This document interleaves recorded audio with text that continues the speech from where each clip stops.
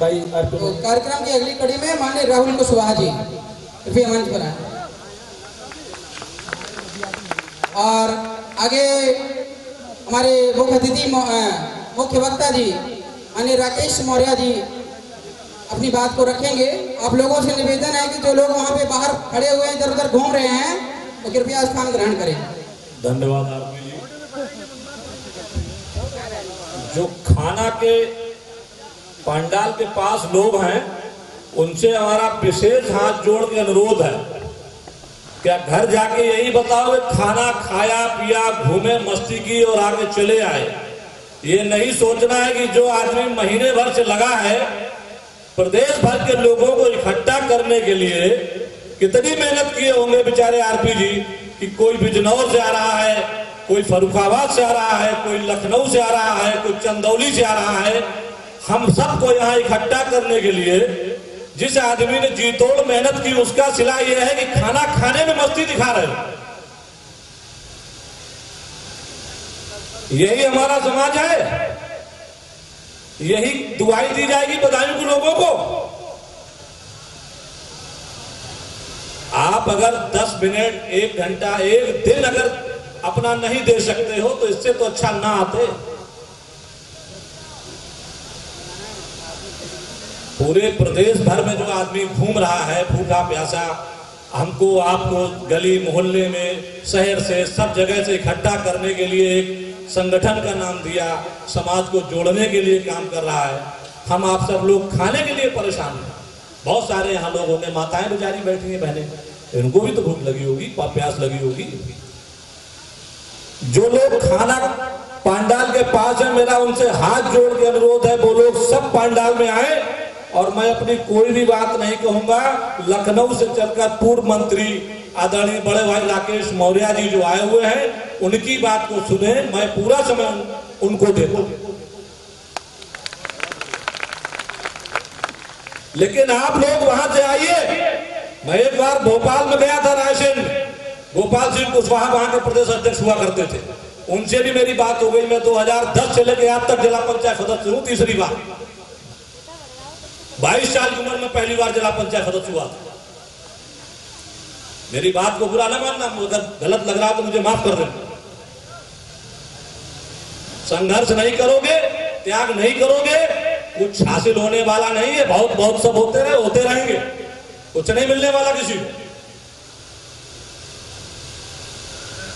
यहां कोई ऊपर से ईश्वर आने वाला नहीं है। सैनी साहब ये भी कह रहे थे, बजाओ घंटा मंदिर में जाके। तमाम ऐसे जो है आदमी मौर्य पैदा नहीं होंगे जो बेचारे मेहनत कर कर गांव गली में घूम रहे हैं, उसके बाद आपको खाना खाने से फुर्सत नहीं है। माफ करना हमारी बात तो भाई आरपी जी, और उसके लिए बहुत बहुत आपको बधाई कि आपने जो है सबको इकट्ठा किया और सबको जोड़ा, इसके लिए बहुत बहुत धन्यवाद। मैं अपना समय बड़े भाई राकेश मौर्य जी को देता हूँ। कोई अगर एक लड़का हो तो भेज के बुलवा लो, ये समाज बहुत ताकतवर है, जल्दी से आने वाला नहीं है, तो इनको पकड़ के लाना। ठीक है, बहुत बहुत धन्यवाद बड़े भाई राहुल कुशवाहा जी। और अगर आपके शब्दों में कड़वाहट रही है और आपने ऐसा फील किया हो तो मैं खुद क्षमा प्रार्थी हूँ, लेकिन बात तो कहीं ना कहीं 100% सही है, हम भी एग्री हैं। खाना खाइए लेकिन अपनी क्वांटिटी को मेंटेन रखिए। बिना आपके समर्थन के कोई भी नेता बलवान पहलवान या दिल्ली का शासक नहीं बन सकता, कभी नहीं बन सकता है। तो माननीय राकेश मौर्य जी,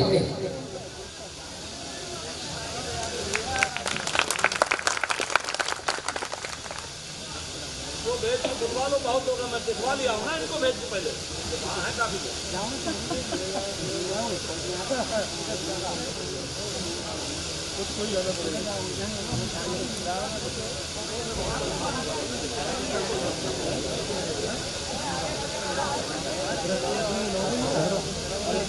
परमपुर के भिक्षुगण जा चुके हैं, फिर भी उनकी अनुपस्थिति में भिक्षु लोगों को मैं नमन ही कर देता हूँ। दुनिया को शांति का संदेश देने वाले महामानव गौतम बुद्ध और उनके सपनों को, उनके मिशन को सजाने वाले दुनिया के अद्वितीय सम्राट धर्माधिराज महाराज अशोक और जो तमाम महापुरुष हैं फूले से लेकर काशीराम जी जो आज इस दुनिया में नहीं है, उनको श्रद्धा सुमन अर्पित करते हुए, उनके चरणों में नमन बंदन अर्पित करते हुए मंचासीन सभी अतिथिगणों का और सामने बैठे हुए लोगों का, और इधर हमारे सांस्कृतिक जत्थे की ओर से गायिका शिल्पी साक्या जी, क्योंकि मुझे पहले भ्रम था, लोगों ने बताया था कि शिल्पी साक्या जी आ रही है, क्योंकि सन 2000 में एक मंच पर उनसे मुलाकात हुई थी बनारस में, तो हम सोचे कि भाई इतना बॉडी लैंग्वेज का परिवर्तन हो गया, कहीं मैं भ्रम में हूँ या हमें बताने वाले लोगों ने गड़बड़ी कर। लेकिन जब ये दोबारा नाम बोला गया कि शिल्पी साक्या जी, तब मुझे महसूस हुआ कि मेरी नज़रों में धोखा नहीं है। इसलिए आपको भी बहुत बहुत बधाई देता हूँ कि कम से कम आप जागृत जनता के माध्यम से जन चेतना पैदा करने का, महापुरुषों के सपनों को सजाने की दिशा में काम करने का जो आपने संकल्प लिया है, कोशिश किया है, मेहनत किया है, और माताओं बहनों को भी बहुत बहुत नमन बंदन करते हुए, बधाई देते हुए अब अपनी बात सीधे कहना चाहूँगा। जब से हम इस मंच पर आए हुए हैं, तब से विभिन्न वक्ताओं के ख्यालों को हमने सुना है। कुछ लोगों के ख्यालों पर तालियों की गड़गड़ाहट हुई है और कुछ लोगों के वक्तव्य पर निराशा भी झलकती रही है। आशा और निराशा के बीच जो हमारा विषय वस्तु है, वह विषय वस्तु धम्म का वास्तविक है, क्योंकि एक राजा का राजदर्शन के बीच में धम्म है और दूसरा आध्यात्मिक महापुरुष का धम्म है। बहुत लोग दोनों को एक ही समझ लेते हैं, लेकिन जिस वातावरण में हम जी रहे हैं, उस वातावरण में आज के ही दिन लगातार एक 8-9 दिन से पहले से एक कार्यक्रम और भी चल रहा है पूरे देश में। उसका नाम है विजयदशमी। विजयदशमी और धम्म विजय दिवस के बीच में मुकाबला चल रहा है, और ये मुकाबला आज का नहीं है, हजारों सालों से चलता आ रहा है। और इस मुकाबले में जिनके खिलाफ विजयदशमी है, धम्म विजय दिन जिन्हें मनाना चाहिए, उसकी बहुत बड़ी आबादी मानसिक गुलामी की वजह से उनके पाले में खड़ी है। जरा गौर से आप समझें, बात तो समझ में आई, लेकिन जोश में होश खो बैठे हमारे लोग तालियां बजा रहे हैं गुलामी। कम से कम इतनी होश हमें होना चाहिए। हम नाराज नहीं होइएगा, क्योंकि आप हमारी बातों से सहमत हुए ताली बजाए, लेकिन किस शब्द पर ताली बजी? गुलामी कर रहे हैं। ये बात आप समझ नहीं पाए कि गुलामी की हमें ताली नहीं बजानी है, आजादी की ताली बजानी है। इसलिए आपके लहजों में ही एक शायरी कि जंग की, आजादी की चल रही जंग में किस ओर हो तुम, आदमी हो या आदमखोर हो तुम। आप आदमी हैं या आदमखोर हैं? धम्म विजय दिवस मनाने वाले लोग आदमी हैं और विजयदशमी मनाने वाले आदमखोर हैं। और ये सीधा सीधा प्रमाण। क्या प्रमाण है? अब हम इसका विश्लेषण करने जा रहे हैं थोड़ी गहराई से, तब अपनी धम्म की ओर आवेंगे। आज पूरे देश में एक संदेश है कि सन 2025 में आरएसएस का 100 साल पूरा हो जाएगा और उस मौके पर यह हिंदू राष्ट्र बनाया जाएगा, और आप अशोका राज्य की पुनर्वापसी के लिए संघर्ष कर रहे हैं। यही तो सच है। अशोका राज्य बनाम हिंदू राष्ट्र की लड़ाई है या बौद्ध भारत बनाम हिंदू राष्ट्र? ये कोई सामान्य प्रश्न नहीं है। जिसके मन में जो आता है वही करता रहता है। साथियों, मैं भी जगदेव बाबू, जिनके विषय में सुन रखा होगा नाम आपने, शोषित इनकलाब के लेनिन, उतना मर्द पानीदार मुझे इस मुल्क में आज तक कोई नेता नजर नहीं आता। उनके सिर्फ 55 भाषण मेरे पास नहीं है, बाकी सारे भाषणों का संग्रह मैंने किया। इधर 2012 से आज 22-10 साल मैं पूरा गायब हो गया था उन्हीं सब चीजों को इकट्ठा करने में, और मुकाबले की तैयारी मुझे मालूम हो गया। साथियों ने, हमारे कुछ बड़े भाई जैसे नेताओं की चर्चा की है विभिन्न लोगों का। ये आपकी दुख और पीड़ा जायज है, लेकिन नामर्द कोई भावी पीढ़ी तो पैदा नहीं कर सकता। तो अब नामर्दों से हम कोई उम्मीद कर लें तो मुझे लगता है हमारी ही गलती है। अब हमसे भी कुछ लोग पूछ सकते हैं कि आप भी तो पाले में खड़े थे। तो साथियों, आपको फार्मूला समझा दे रहा हूं, उसी फार्मूले में जितना बोलूंगा सभी प्रश्नों का हल ढूंढते जाइएगा। 2015 तक हम जब तक 12 के बाद 14 में मौन हो गया था। 12 तक लड़ाई का नेतृत्व तो हम कर रहे थे जब हमें कुशवाहा महासभा उत्तर प्रदेश का अध्यक्ष चुना गया 15 मई 2005 को। भी बने, मंत्री मिनिस्टर भी बने और लगता था कि आप जिधर जाते हो सरकार आपकी ताकत से बनती है। और राजनीतिक दलों में इस बात की चर्चा भी थी, गांव घर में भी चर्चा थी। 2005 से 7 तक मेहनत हुआ बीएसपी की सरकार। बीएसपी के अंदर बैठ करके खुराफात शुरू हुआ। और किसने किया? जो विजयदशमी मना रहे हैं इन्हीं लोगों ने खुराफात किया था, कोई दूसरा खुराफात नहीं है। वहां भी नेता नहीं समझ पाई कि हमारे पार्टी के अंदर हमारे दुश्मन बैठे हुए हैं। ये किताब अभी काशीराम जी की लाया हूं, जरा सा रहो वो किताब दो, नीचे का चमचा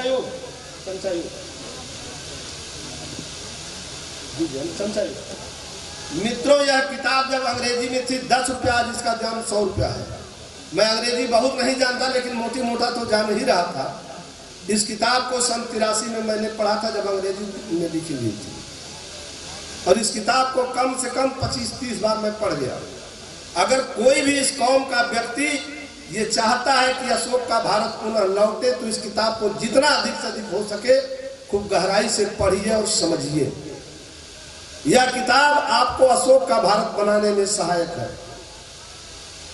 अब इस पर क्या चीज लिखा है, लास्ट पैराग्राफ वो सुन लीजिए। भविष्य के लिए काम, अंतिम लाइन में लिखा है, मौर्य साम्राज्य के पतन से सीखने लायक सबसे महत्वपूर्ण सबक क्या है। यानी मौर्य साम्राज्य का जो विनाश हुआ है उससे सीखने लायक क्या है। इस पूरे किताब के सारांश में 3 महापुरुषों का वचन। Doctor B.R. अम्बेडकर ने कहा है कि जो तुम्हें नीच, गुलाम, लाचार बनाया है वह तुम्हारा उद्धार कभी नहीं कर सकता। अगर उसे उद्धार करना ही होता तो फिर नीच, गुलाम, लाचार, बेबस, दास बनाता क्यों।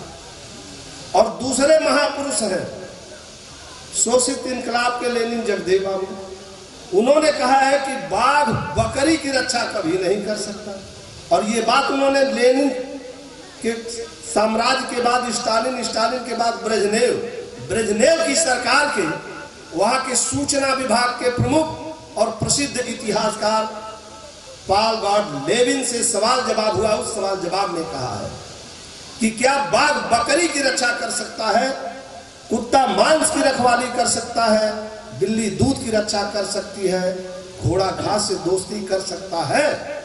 तो लेविन ने कहा यह कदापि संभव नहीं है। तब जगदेव बाबू ने फिर सवाल दागा कि आप जो समझा रहे हैं कि आप कम्युनिस्ट क्यों नहीं हैं, तो जो हिंदुस्तान के जार और तुलाक हैं जिन्होंने मौर्य साम्राज्य का महाविनाश किया है, क्या उनसे हम पुनः मौर्य समाज के लोगों को हुक्मरान बनने की उम्मीद कर सकते हैं। कहा सवाल ही नहीं उठता। तब उन्होंने कहा कि क्या अमेरिका का शासक वर्ग जो पूंजीपति है वह क्रांतिकारी हो सकता है, कम्युनिस्ट हो सकता है? नहीं। तब लेविन ने कहा यह कदापि संभव नहीं। और आज जो रूस और यूक्रेन की जंग चल रही है वह रूस और यूक्रेन की जंग नहीं है, वो सीधे रसिया बनाम अमेरिका का युद्ध है। और पूरे युद्ध में अगर मुझसे पूछिएगा तो अमेरिका ही अपराधी है पूरे दुनिया में अशांति का कारण। ठीक उसी प्रकार से भारत में जो विजयदशमी मना रहे हैं इनके दादा परदादा लोग ही भारत में असली अशांति के कारण है, दूसरा कोई अशांति का कारण नहीं। चाहे जाति प्रथा का सवाल हो, चाहे छुआछूत का सवाल हो, चाहे मां बहनों की आबरू लूटने का सवाल हो, चाहे गरीबी का मामला हो, बेरोजगारी, भ्रष्टाचार का मामला हो, सारे जगह यही कारण है। सवाल है आपको देखने और समझने का। और तीसरे महापुरुष जो काशीराम जी किताब लिखे हैं, इन्होंने कहा, तब समझिएगा बहन जी की चर्चा हो रही थी इसलिए थोड़ी लाइन आ जाती है, वरना हमें नेता का नाम लेने की कोई जरूरत नहीं है। हमें तो अपनी बिगड़ी बनाना है, बहुजनों को हुक्मरान बनाना है, हमें उस दिशा में बात बोलना है, करना है। काशीराम जी ने कहा कि जिनसे संघर्ष उनसे समझौता कभी नहीं, दगाबाज समाज की दोगली नीतियों में फंसूंगा कभी नहीं। जब 15 और 85 आमने सामने थे तो दुश्मन अलग था, दोस्त अलग थे, खूब लड़ाई चल रही थी, दिन दुनारा चौगुना बढ़ रहे थे। जब दोस्त और दुश्मन एक जगह हो गए तो देखा हालात क्या हो गए। भगवान शंकर ने पार्वती से शादी कर लिया, सत्यानाश। महाराज अशोक ने तिरक्षिता से कर लिया, सत्यानाश। अब बाबा साहब ने कर लिया तो भी सत्यानाश। क्या इससे भी हम सीख नहीं सकते? ये है हमारी विनाश के कारण। तो साथियों, clear cut aim, clear cut name और क्लियर कट गेम जब तक आप नहीं करिएगा आगे नहीं बढ़िएगा। आर और पार। और ऐसा एक ही व्यक्ति हमारे देश में हुआ है जिनका नाम जगदेव प्रसाद। आज के तिथि में काशीराम जी भी थे। लास्ट में मजबूरी में जो कुछ हुआ वो तो आप लोग अध्ययन करते हैं, समझते होंगे। आज तक शोषित समाज दल में 10% ऊंची जातियों की एंट्री बंद है। अब हिटलर को पढ़िएगा 1939 को कि हिटलर विश्व युद्ध द्वितीय का महानायक कैसे बना, तो वो सारे तत्व एसएसडी के अंदर बने पड़े हैं। अगर आपके मुक्ति का दरवाजा है तो वहां निकल सकता है, लेकिन वहां का नेतृत्व और संगठन वर्ग हमारे साथ ठीक नहीं है, सबसे हमारे संबंध है। अब हम चलते हैं आगे आपकी बातों पर। ये जो धर्म विजय दिवस है और विजयदशमी है, दशमी और विजयदशमी जो मनाई जा रही है, आपने देखा होगा जहां भी रामलीला पंडाल होगा, पंडालों में एक दुर्गा की मूर्ति है, मूर्ति शेर पर सवार है और शेर के नीचे महिषासुर मौजूद है और महिषासुर से नीचे भैंसा है। ये घटना देवासुर संग्राम अर्थात सतयुग की है। घटना कब की है? महिषासुर माने सतयुग की घटना। और महाराज रावण की मूर्ति फूंकी जाती है प्रतिवर्ष। विषय समझने लायक है या नहीं? एक सतयुग का प्रसंग है, उनके शब्दों में सतयुग होता नहीं होता मेरा विषय नहीं है, वो विश्लेषण करूंगा तो समझ में आ जाएगा कि सतयुग किसे कहते हैं। और ये धोखेबाज, ये देशद्रोही और देश के आतंकवादी और गद्दार लोग देश को बहकाने में लगे हैं कि इनकी गलतियों को कोई जान न पाए। लेकिन चाहे जितना तुम चालाकी करो, पकड़ में तो आ ही जाएगा। यदि साजिश भाग के कहां जाओगे? अब सवाल उठता है कि राम रावण युद्ध तो देवासुर संग्राम यानी सतयुग में हुआ नहीं। ये दो कालों का अंतर, दो काल जो ये लोग बताते हैं वो जानिए। ब्रह्मा जी है जो इनके शब्द में ब्रह्मा होते हैं, ब्रह्मा जी का 10,000 दिन का एक दिन होता है, यानी हम का जो 10,000 दिन होगा वो ब्रह्मा जी का एक दिन होगा। ब्रह्मा जी जब सतयुग को माप रहे थे तो 17,28,000 साल का सतयुग था। और उसके बाद त्रेता है जिसमें राम पैदा हुए। और ये जो युग है यह 12,96,000 सौर वर्ष का है। और एक सौर वर्ष कितना का होता है ये जानिए। सौर वर्ष जो साथी भूगोल पढ़े होंगे, कर्क रेखा, मकर रेखा और भूमध्य रेखा, 3 रेखाएं। जो कर्क रेखा से भूमध्य रेखा, फिर मकर रेखा, मकर रेखा से भूमध्य रेखा से फिर कर्क रेखा तक सूर्य जब गमन कर लेता है तो 1 वर्ष होता है।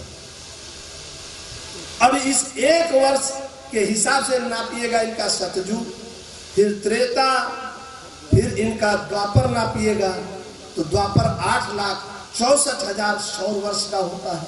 और कलयुग 4,32,000 सौर वर्ष का एक का होता है। अब इसी के आगे में हम पूछना चाहेंगे, लेखकों का नाम बताते जा रहे, किताब पढ़िएगा आप लोग भी। परम पूज्य बोधिसत्व बाबा साहब अम्बेडकर की किताब मैंने तो लगभग सब खरीद के पढ़ा है, लेकिन बहुत कुछ छूटा होगा तो आगे पढ़ने की आकांक्षा है। जो किताब पढ़ा हूं वांग्मय नंबर 7 खंड नंबर 7 का पेज नंबर 147 से 292 पूरा चले जाइए तो जो अभी हम बोल रहे हैं ये सारे प्रमाण उसी में मिल जाएंगे। दूसरा किताब है पेरियार रामास्वामी नायकर रावण और उसकी लंका, जिसमें राम और सीता आपस में भाई बहन है, भाई बहन की शादी विवाह है और दोनों क्षत्रिय घराने में न होकर ब्राह्मण घराने में पैदा हुए। और तीसरी किताब है पेरियार लाल यादव जो कानपुर के बगल के रहने वाले थे, सच्ची रामायण की चाबी। और तीसरी किताब है डॉक्टर मधुकर पिपलायन की रावण को भगवान बुद्ध का संदेशावली उपदेश। इस किताब को जब मैंने सबको पढ़ा है, जब इस किताब को पढ़ा पिपलायन साहब की, तो इस किताब में पूरे आंकड़े इनके वेदों के, पुराणों के, उपनिषदों के और तमाम इन्हीं के धर्म ग्रंथों के हैं जो धर्म विजयदशमी मनाते हैं। तो उसमें लिखा है कि ब्रह्मा जो बेचारे 10,000 दिन का एक दिन होता है, उनके 77 पीढ़ी बाद रावण पैदा है। उसी में प्रमाण है पुराणों का, 77 पीढ़ी बाद रावण पैदा है और रावण के 52 पीढ़ी बाद राम पैदा है और राम के 25 पीढ़ी बाद सीता पैदा है, फिर भी युद्ध हुआ है। समझते रहिए, हो सकता है कि नहीं युद्ध या तो हम लोग गड़बड़ है या पूरा इनका गोबर ग्रंथ जिसे धर्म ग्रंथ करते हैं गड़बड़ ग्रंथ है। ये लिखा है उसी में जो मैंने पढ़ा है, आप भी खरीद के पढ़ सकते हैं। डॉक्टर मधुकर पिपलायन रावण को भगवान बुद्ध का संदेश या उपदेश। तो एक बात तो साफ हो गई। दूसरा उदाहरण देने आ रहा हूं इन्हीं के किताबों से, क्योंकि आपका भी माइंड बढ़े। अगर रावण मारा गया होगा तो किसी एक ही दिन मरा होगा, एक ही साल में 2 बार कैसे मारा गया? इस समय कुआर चल रहा है जिसको आश्विन कहते हैं। आश्विन की नवमी है, यही तो है नवमी अथवा दशमी को अगर हम मान भी ले तो भाई उस समय लड़ाई कैसे होती थी? दोनों सेनाएं होती थी। आज ऐसा परमाणु बम नहीं था, सुपरसोनिक विमान नहीं थे, हवाई जहाज भी नहीं था। चाहे जितना ही चिल्लाए, पुष्पक विमान तो रावण के पास था, राम के पास तो पैदले थे। तुलसी लिखता है कि रावण रथी बिरथ रघुवीरा देख भीषण भयो अधीरा। वो कह रहा इनके कुछ है नहीं है। तो बेचारे तीर धनुहा लिए थे, तीर धनुष और बल्लम लिए थे, तलवार लिए थे, घोड़ा था नहीं, हाथी थी, यही तो था।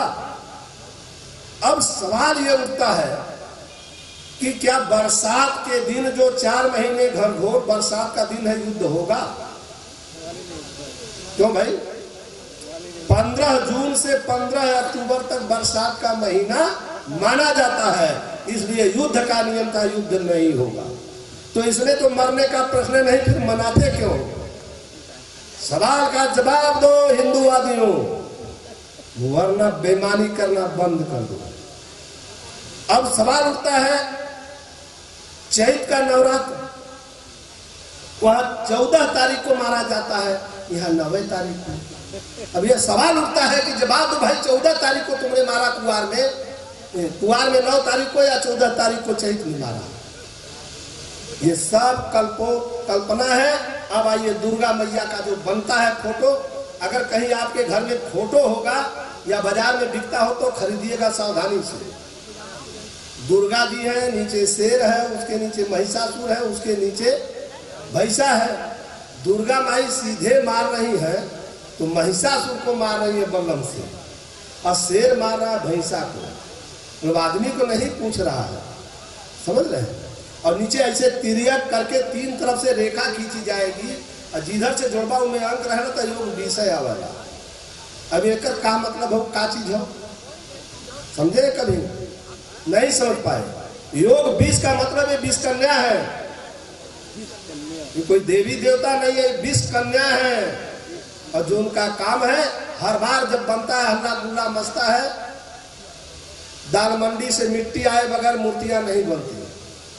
ये इन्हीं का लिखा हुआ, हमारा थोड़ी कुछ है। अब इनका है, दिमाग आपको खोलना है। तो डॉक्टर बी आर अम्बेडकर ने कहा है कि शारीरिक गुलामी से मानसिक गुलामी ज्यादा खतरनाक होती है। लो भाई, तो मौर्य जी लोग ज्यादा पुजारी भी हैं, भक्त भी हैं।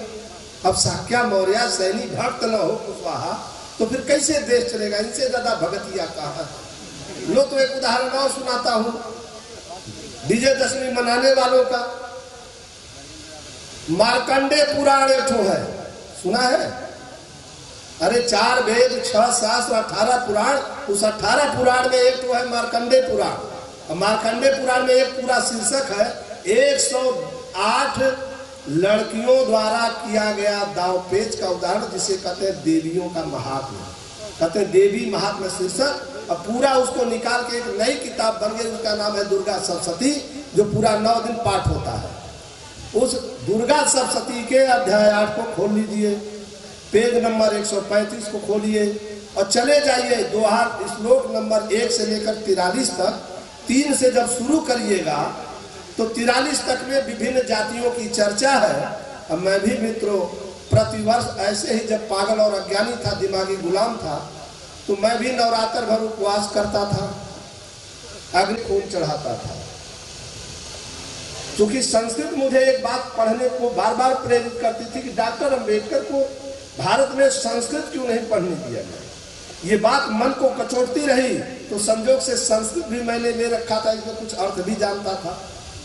अर्थ जानते समय श्लोक नंबर 6 जो लिखा था, मेरा माइंड घूमने लगा। लिखा है मौर्य दहुरित काल के आस तथा असुरा युद्धाय सज्जा निर्यांत आज्ञा त्वरिता मम। अब युद्ध के जो वर्णन में जो लाइन है, उसका अर्थ क्या हुआ ये जानेगा। अर्थ ये है कि मौर्य, दहुरित और कालकेय, ये तीनों असुर सेनाएं हैं। असुर कौन लोग हैं भाई? लिख रहे हैं कि मौर्य दहुरित, मौर्य और दहुरित 2 हृदय वाला क्यों हो सकेला? यानी मुंहे से कहे कुछ और हृदय में होके कुछ होके कजला 2 हृदय वाला। यही बिरादरी दुसाध अर्थात पासवान के कहल जाला। अब 2 हृदय खोजे लगता तो कहीं बिरादरी मिलबे न करी, तो टाइटल चेंज। अभी हमहन के खिलाफ लिखे में कहा भुलाएंगे ना, अभी तो वो है जाने। मौर्य के मौर्य रहे जब चाहते तो कोयरी तक काशी तक लिया जाए, हमने मुरई भगत तक रह लिए जाए।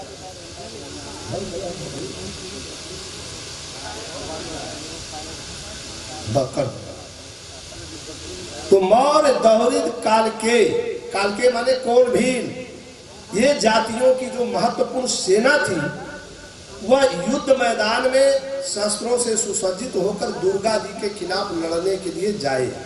ये कौन आदेश दे रहा है? ये वही महिषासुर है जिनको दुर्गा जी मार रही है।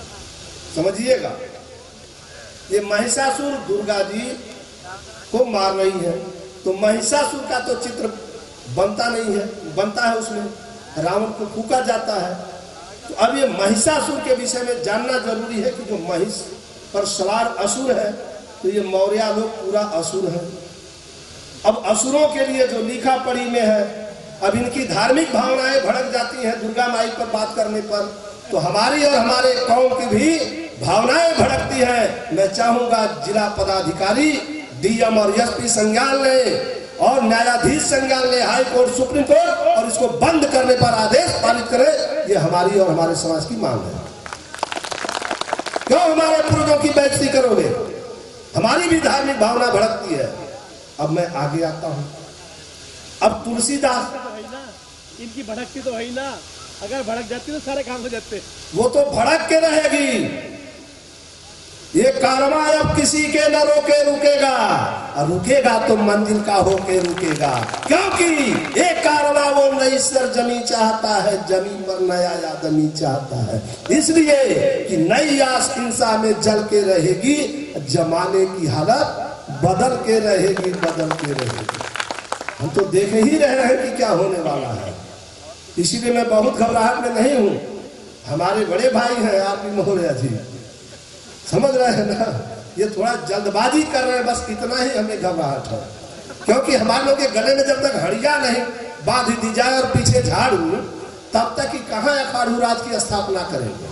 ये लोग उसी तैयारी में है कि एक बार हिंदू राज बन जाए, गले में हड़िया कमर में झाड़ू, ये महान सर्टिफिकेट लग जाए, तब शायद सुनाई पड़े। नहीं तो सुनने वाले हैं। तो मित्रों, आपसे मैंने सामान्य ढंग से देवी की चर्चा कर दिया। अब मैं अपनी बात करता हूं, उनसे हमारा कोई लेना देना नहीं है, क्योंकि अगर शारीरिक गुलामी होती तो हम लड़ लेते। अगर एक कोई अपहरण कर ले और कोई प्रेम करके भाग जाए, उदाहरण समझिएगा, प्रेम करके भागने वाले घर के मतारी बाप की लाज भी पगड़ी गिरा के भाग जाते हैं, खोजने पर नहीं पता चलता, बड़ी मुश्किल से पकड़ाते रहे, चलिए जाते हैं। लेकिन अगर अपहरण हो जाए तो जिसका अपहरण है बेचारा, वो किसी तरह से छूट कर भागने की कोशिश करता है। तो ये हमारे जो लोग हैं, दुर्भाग्य से इन्होंने देवी मान रखा है, भगवान मान रखा है, क्योंकि अज्ञानता के कारण जब मौर्य साम्राज्य का पतन किया गया, सम्राट बृहद्रथ की हत्या की गई, तो हत्या के बाद इनाम रखा गया था कि हत्या करो भाई, हत्या कर देता कोई दिक्कत नहीं, कुछ लोग मारे जाते ये भी दिक्कत नहीं। लेकिन उन्होंने इनाम रखने के बाद जो कानून बनाया वो मनुस्मृति कानून है, जो आज भी व्यवहार में चल रही है। उसमें क्या क्या लिखा है, मोटी चीज जान लीजिए, उसे ही लागू करने की लड़ाई चल रही है।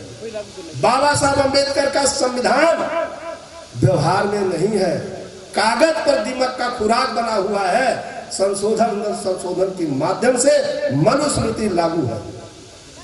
तो ये मनुस्मृति में क्या लिखा है, स्त्री शूद्रो नाधियताम, स्त्री और शूद्र को पढ़ने का अधिकार नहीं।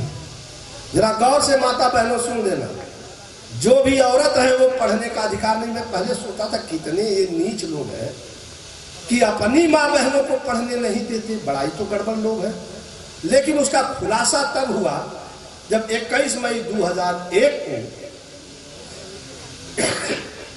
अमेरिका के ओताह विश्वविद्यालय के हेड ऑफ डिपार्टमेंट जो जीन के डॉक्टर थे, डॉक्टर बॉम साहब के नेतृत्व में दुनिया के लगभग 150 से 200 देशों के अनुवांशिक खोज करने वाले, डीएनए शोध करने वाले वैज्ञानिकों ने भारत के विभिन्न जातियों का डीएनए सैंपल निकाला। जो डीएनए सैंपल निकल के आया, वो डीएनए सैंपल का देवासुर संग्राम हुआ है। वो देवासुर संग्राम की पुष्टि करता है और मनुस्मृति में माताओं बहनों के पढ़ने पर जो प्रतिबंध है उसकी पुष्टि करता है। क्या लिखा है? लिखा है कि ब्राह्मण जाति का डीएनए लेने पर 99.99% लोग भारत के मूल निवासी नहीं है। क्या कह रहा है कि ये भारत के नहीं है। 0.01% जो हमारे लोग हाल मेल से उसी में चले गए, वो मान लिए गए कि है उन्हीं के। और उसमें ऊट उपाध्याय ऊसर इनकर विधाता दूसर ही है, बाकी कोई तीसर नहीं है। उपाध्याय जी का ही विधाता मैंने भगवान दूसर था, भगवान बुद्ध थे। इसीलिए उनको कहा जाता, हमारी तरफ कहावत कि ऊट उपाध्याय ऊसर इनकर विधाता दूसर, इनके भगवान दूसरे हैं। तो प्रश्न उठता है कि जो महिलाएं हैं वो कौन है? तो महिलाओं का डीएनए लिया गया तो 100 में 100% महिलाएं जो उनके घरों में हैं हमारी ही माताएं बहनें हैं, जिनको धोखे से पराजित करके गुलाम बनाया, हवस का भेड़ियों ने शिकार बनाया और उस शिकार के कारण पीढ़ी दर पीढ़ी से दिमागी गुलाम हो गई। माताएं बहनें उनको पता नहीं है, लेकिन उनको डर इस बात का था कि हमने इनके बाप दादाओं को मारा है, इनको जबरदस्ती मैंने गुलाम बना के भेड़िया बनकर के इनका इज्जत आबरू लूटा है। अगर इसको पढ़ने का अधिकार रहेगा तो पीढ़ी दर पीढ़ी बच्चों को बताती जाएगी और खूनी क्रांति का महासंग्राम पुनः चलेगा, घर में चलेगा। युद्ध ही नहीं, घर के अंदर भी युद्ध चलेगा। रोकने के लिए इन्होंने मनुस्मृति का काला कानून बनाया है।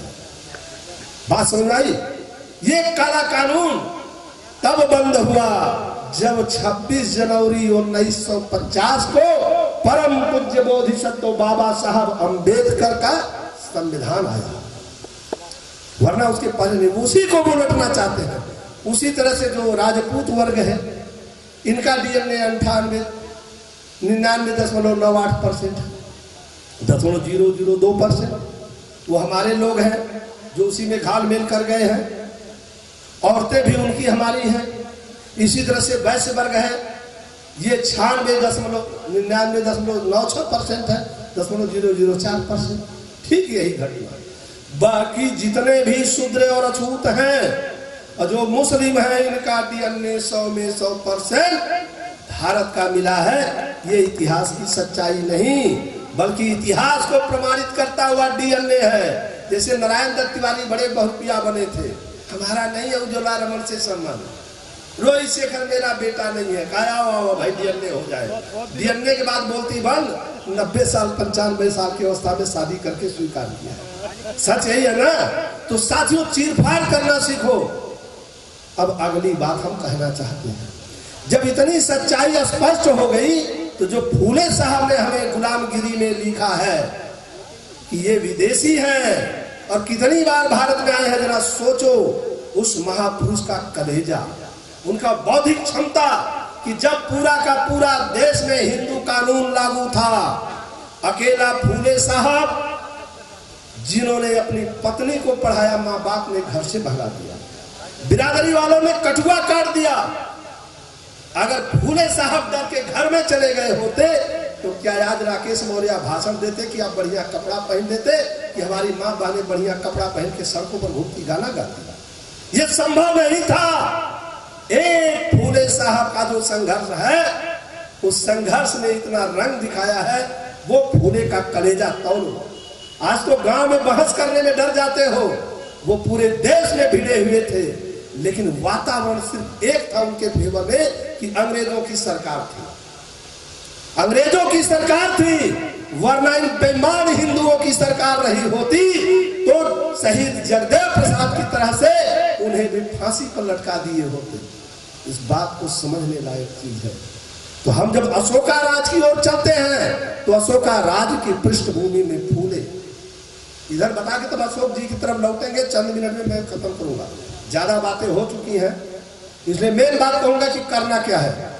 तो फूले साहब की किताब जब 1848 में वो बोल रहे थे, लिख रहे थे, तो अमेरिका की रहने वाली लेडी गेल आम्बे, उसने एक किताब लिखा फूले साहब पर। भारत के लोगों के कान में शीशा भरा हुआ था, पता नहीं है, दिमाग खराब है। वो अमेरिका से देख रही है कि भारत में गुलाम लोग विद्रोह कर रहे हैं, उनका भी एक नेता है और वो सांस्कृतिक आंदोलन का नेता है, जो आंदोलन आज आप चला रहे हैं। गेल आम्बेड ने किताब लिखा कल्चरल रिवोल्ट इन इंडिया।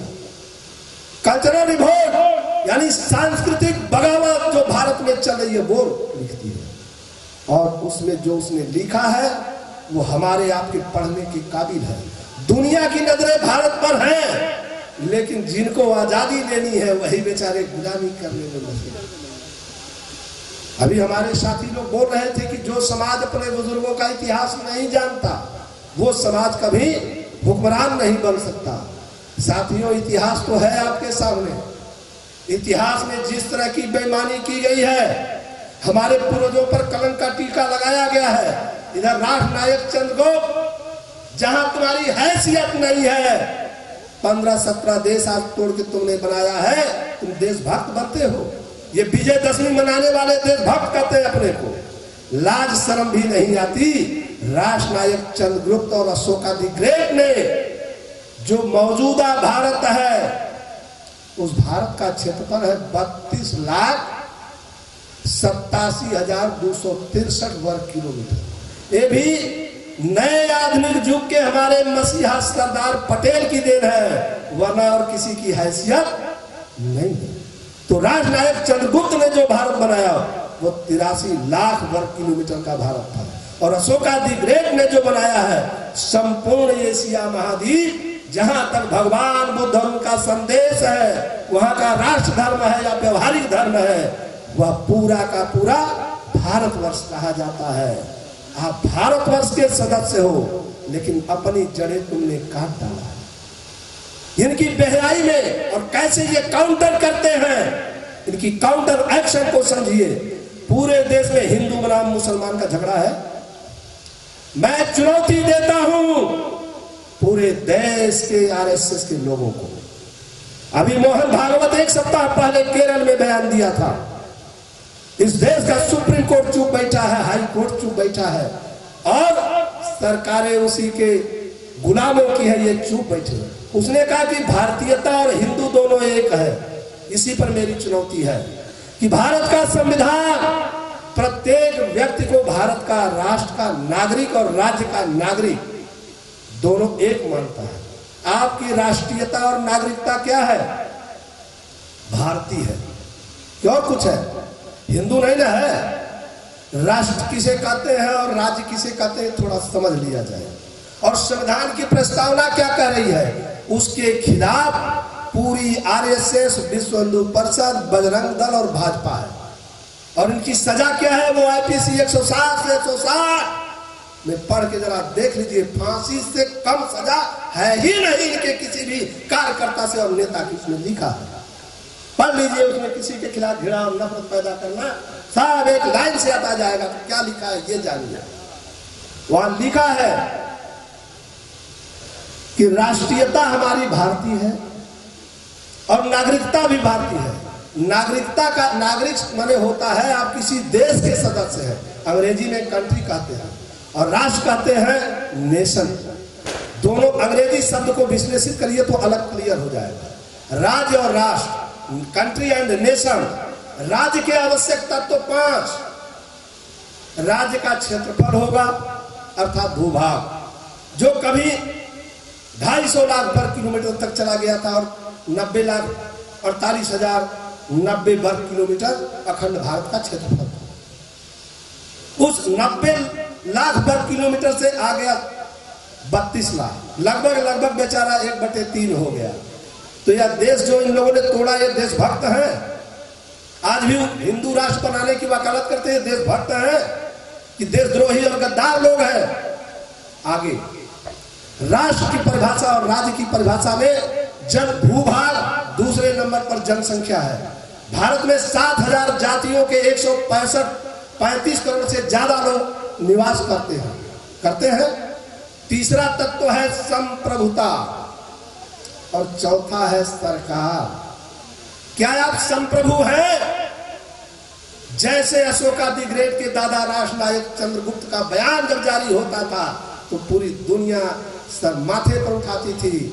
वह जमाना था जगती पर करती थी छाया कभी हमारी भुजा विशाल, बार बार झुकते थे पद पर ग्रीक यवन के उन्नत भाग। जो विश्व विजेता सिकंदर था उसका चाचा सिल्यूकस जब पकड़ा गया युद्ध में तो पगड़ी गिरा दिया पैरों पर कि जान बचा दीजिए। जब पगड़ी गिराया, जान बचाने के लिए पैरों पर सर झुकाया, तब भी जान नहीं बचा।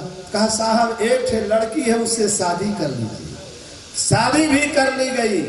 कहा 4 प्रदेश दहेज में, तब जाके समझौता हुआ। इसी शानदार यादगार के लिए आज भी आप गाते हैं 15 अगस्त 26 जनवरी को कि विजयी विश्व तिरंगा प्यारा झंडा ऊंचा रहे हमारा, सदा शक्ति सरसाने वाला, वीरों को हर्षाने वाला, मातृभूमि का तन सारा झंडा ऊंचा रहे हमारा। ये है हमारा तिरंगा। और उसको हटा के भगवा और भगई पहराना चाहते हैं। क्या इसी के लिए वोट देना है? हाँ? हमारे विधायक, मंत्री, सांसद यही समझाते हैं आज तक। मतलब साफ है एक लाइन का कि जब से आप शांति के पुजारी हो गए तब से ये हिजड़े भी आज क्रांतिकारी हो गए। अरे कुछ परिस्थितियां बदली, कुछ आप बदल गए, वरना दाता थे आप भिखारी हो गए। कोई गनीमत नहीं, लेकिन आप मूर्ख भी हो गए और अनारी भी हो गए। ये अफसोस है। तो आज तो राज्य भी आपके हाथ में नहीं है, न तो सरकार है, न संप्रभु है, न सहायक तत्व मान्यता की कोई चीज नहीं। इसका मतलब आप गुलाम हो अपने देश में ही। आजाद भारत के गुलाम साथियों को लाल सलाम, लाल सलाम। दूसरी लाइन राष्ट्र है। राष्ट्र में भी जनसंख्या, भूभाग, तो जनसंख्या तो है लेकिन एक जाति का वर्चस्व है। ब्राह्मण संस्कृति बनाम बौद्ध संस्कृति की लड़ाई है। मुसलमान लड़ नहीं सकता, ईसाई लड़ नहीं सकता। ये तो ब्राह्मणी आतंक और जात फरेब से उठकर हमारे ही भाई जो पुराने जमाने में बौद्ध थे, उन लोगों ने इनका धर्म स्वीकार किया। वो भी अलग नहीं है, मैंने तो खूब पढ़ा है गहराई से। अब चौथा तत्व क्या है वो समझने लायक है। इतिहास, धर्म, संस्कृति और भाषा, इनमें से कुछ आपका बचा है? यह भी गवा गए आप। राज्य और राष्ट्र तुम हार चुके हो। इसे जीतने की लड़ाई होनी चाहिए। इसलिए मैं कहना चाहूंगा कि जिस समाज को अपने मिटने का एहसास नहीं होता, गुलाम बनने का एहसास नहीं होता, उस कौम का इस धरती पर कोई इतिहास नहीं होता है। इसलिए कि इतिहास बदलता है मानव को। इतिहास है कि इतिहास बदलता है मानव को। अब मानव को इतिहास बदलना होगा, अनुकूल परिस्थितियां ना होगी तो अनुकूल बनाना होगा। अनुकूल तो नहीं ना परिस्थिति। हिंदू राष्ट्र बनने वाला है, पूर्व मोहम्मद की सरकार आपने बनाया है, गले में फांसी का फंदा तैयार है। फैसला आपको करना है आज से ही कि पूरी बीजेपी को उलट देना है और मैदान से इनको खदेड़ के वहीं पहुंचाना है जहां हमारे पूर्वजों ने पहुंचाया था। लोग कहते हैं कि पॉलिटिकल बातें नहीं होनी चाहिए। अरे धर्म की बातें होती तो मैं भी पूछ रहा हूं, अशोकादि ग्रेड का धर्म साफ साफ लिखा हुआ कि धर्म और अधर्म। तो धर्म इन लोगों का है, अधर्म को आम जनता चिल्लाती है। हिंसा, चोरी, व्यभिचार, बलात्कार, नशाखोरी सब अधर्म है, यही ना। उस पर समीक्षा करके वाणी को विराम दूंगा जल्दी से, मैं भी समझ रहा हूं। तो राज्य आपके हाथ में नहीं, राष्ट्र आपके हाथ में नहीं, आप अपने ही देश में और राज्य में गुलाम है। सच है ना राष्ट्र में? क्या इस गुलामी से दूर करने के लिए बाबा साहब ने हमें हथियार दिया है कि गुलामों को गुलामी का एहसास करा दो तो वह खुद गुलामी की जंजीरें तोड़ फेंकेगा। वो गुलामी से आजादी की लड़ाई बंदूक से नहीं, अब लड़ाई सिर्फ वोट से है कि वोट दे दोगे तो गुलाम बनोगे और वोट उनसे छीन लोगे तो आजाद हो जाओगे। लेकिन वो जो तैयारी की है आपको नहीं दिखाई पड़ता, मैं देख रहा हूं आंखों से। जैसे रूस यूक्रेन का युद्ध चल रहा है, उससे ज्यादा बड़ी तैयारी आरएसएस के लोगों की है। जिस दिन आजादी की लड़ाई के लिए खड़ा हो जाओगे तो आर पार बुलेट और बैलेट दोनों चलेगा। ये होने जा रहा है, ये आंखों से हम देख रहे हैं। 14 लाख उनकी सेना है, निकला हुआ था अखबारों में। हम नहीं कहते इनके अखबार, इनकी सीबीआई है वो चिल्ला रही है। जाओ इनके मठों के अंदर, मंदिरों के अंदर बैठ करके देख लेना कि वहां क्या तैयारियां हैं। अभी एक आए थे महाराज जी, चंद्रगुप्त मौर्य जयंती पर बुलाए थे हमारे ना समझ लो लखनऊ में, और उनके कानों में मैं फूंका कि साहब हम लोग तो चंद्रगुप्त के वंशज, कृपा करिए चाणक्य बनकर। तो उनका हम तो खोज ही रहे हैं, कोई चंद्रगुप्त मिलता ही नहीं। तो हम साहब वहां क्या क्या पढ़ाया जाता है। तो उनका शस्त्र और शास्त्र दोनों की ट्रेनिंग दी जाती है। अब समझिएगा, शस्त्र और शास्त्र दोनों की ट्रेनिंग दी जाती है। हमने कहा बहुत अच्छा साहब, हम कृतार्थ हुए, अब जरूर शिक्षा लेने आऊंगा। उनको बेचारे को क्या पता कि हम क्या कर रहे हैं। तो अगली लाइन हम जिधर चले जल्दी से खत्म हो जाए। साथियों, हमने मोटी मोटी चर्चा किया कि धर्म, आज आप हिंदू बन गए। जब 712 से पहले इस देश में हिंदू शब्द ही नहीं था तो हिंदू धर्म कहा। सुप्रीम कोर्ट ने भी 6-7 साल पहले फैसला दिया कि हिंदू कोई धर्म नहीं है, जीवन जीने की एक कला है, पद्धति है। तो फिर वो धर्म भी नहीं, तो असली धर्म क्या है? 712 के बाद 1921 में पहली बार हिंदू महासभा बनी, जिसका नेता सावरकर।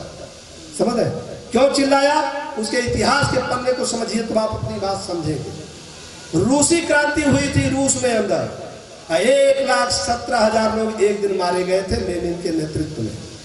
वहां की कम्युनिस्ट पार्टी और उसके क्रांतिकारियों ने मारा था।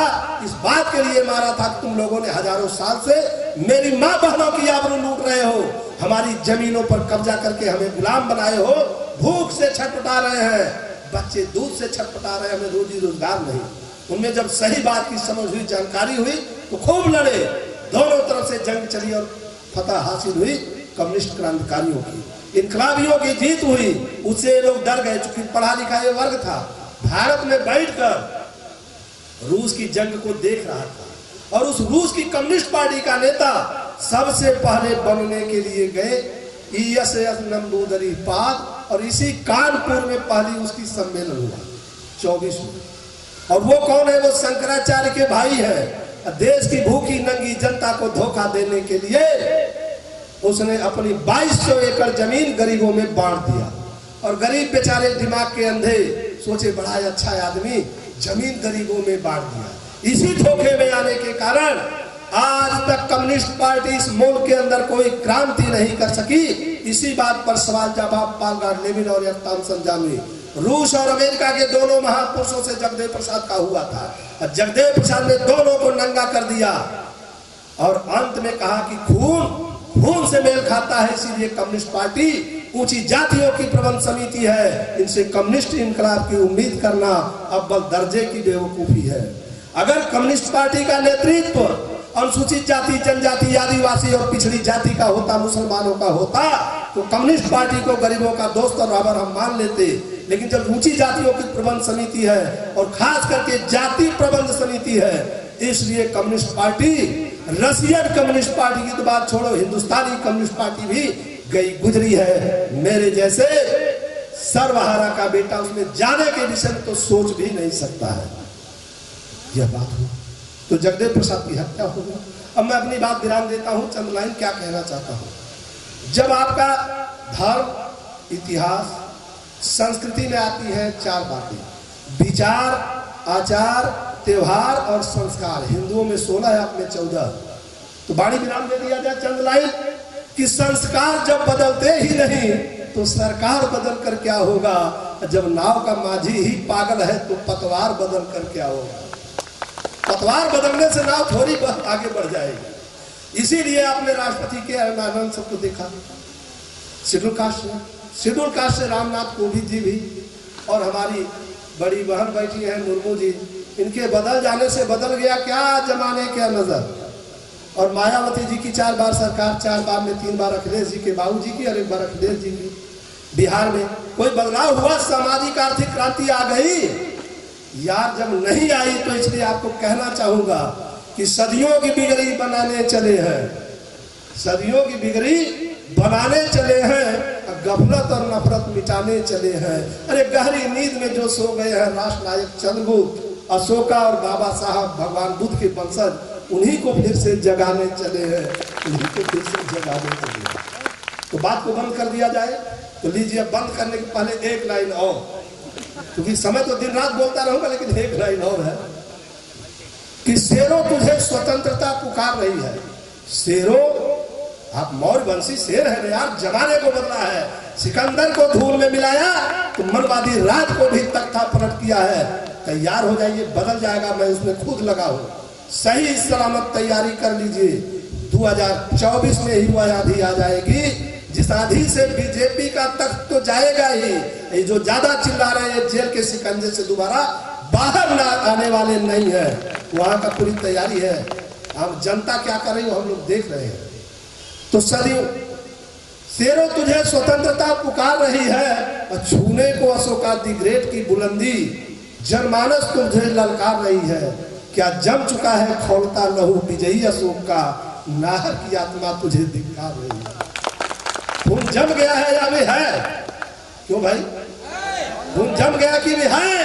तो है, तो 2024 हमारा होगा, ऐसे कोई रोक नहीं सकता है। ऐसी बातों के साथ जय भारत, जय भारती नोट की ताकत से मार भगाइए शराबी। बहुत बहुत धन्यवाद डॉक्टर साहब, और बस 1 मिनट का समय और दीजिएगा सर प्लीज। और मैं समझ रहा हूँ कि सभी को घर जाना है, जल्दी है, बहुत शॉर्ट में इस कार्यक्रम को बाइंड अप करेंगे।